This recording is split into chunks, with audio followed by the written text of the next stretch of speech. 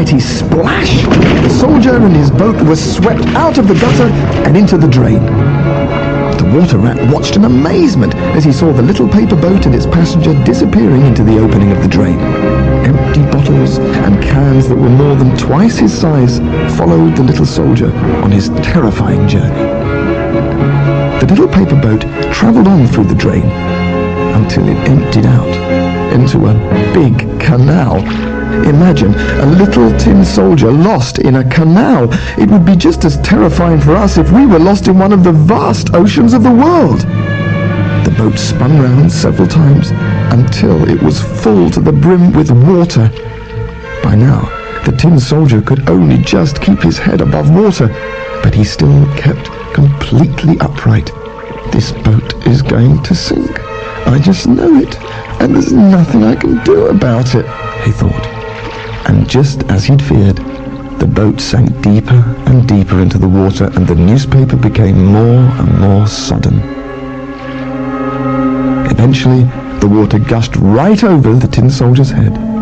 While this was happening, all he could think of was the beautiful little ballerina. Oh, how he wished he could see her face again.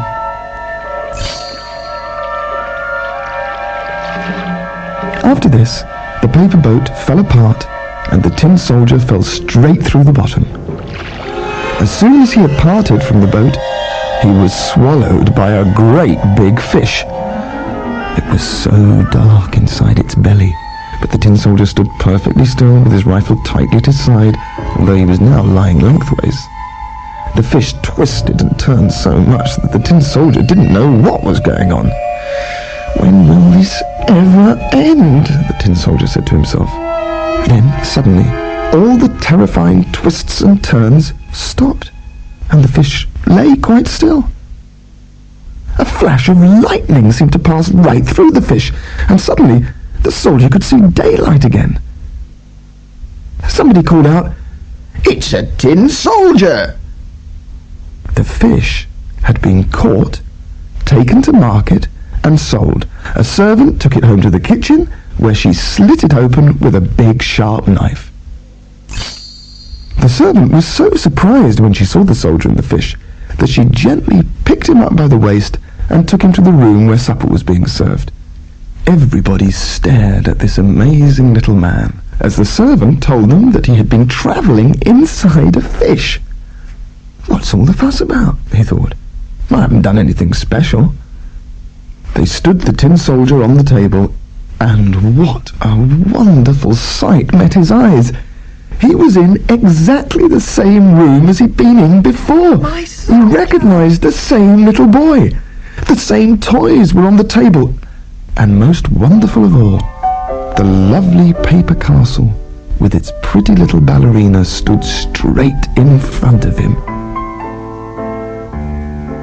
Still, the little ballerina stood with her arms stretched out above her head and one leg raised high in the air. She looked as if she had been waiting patiently for him to return. This touched the heart of the little tin soldier. He felt he could weep tin tears, but he knew that that was not the proper thing for a soldier in uniform to do. He looked at her, and she looked at him, but they didn't say a single word. The boy stood him under one of the paper trees so that he was closer to her, but still they didn't say a single word to each other. The little tin soldier wanted to ask her to be his wife, but he still felt she was too grand for him, so he just looked on. Although not a word passed between them, all the other toys were happy to see them standing together.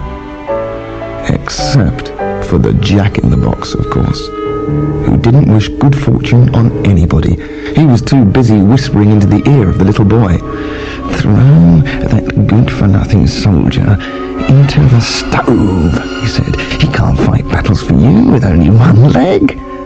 The little boy was frightened of the Jack-in-the-Box, so he did as he was told, and threw the poor little soldier straight into the blazing stove. Useless soldier! As the tin soldier stood in the heat of the fire, he soon became incredibly hot.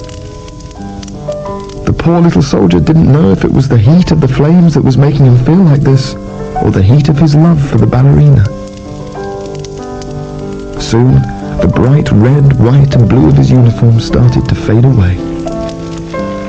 Nobody knew whether the colour had faded because of the heat or because he was so sad. He could still see the little ballerina with her arms reaching towards him, and as he looked at her, she looked at him. In the intense heat, he started to melt, but he still stood brave and upright with his rifle at his side.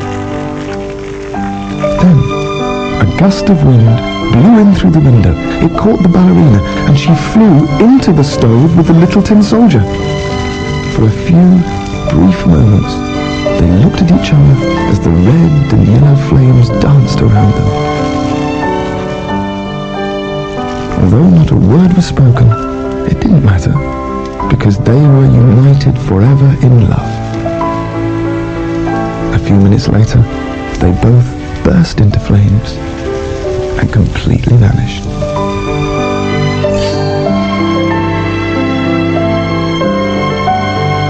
The next morning, when the maid was clearing out the ashes in the stove, she found all that was left of the little tin soldier, a little lump of tin in the shape of a heart. Next to it lay the big red rose that the ballerina had worn, burnt black as a piece of coal.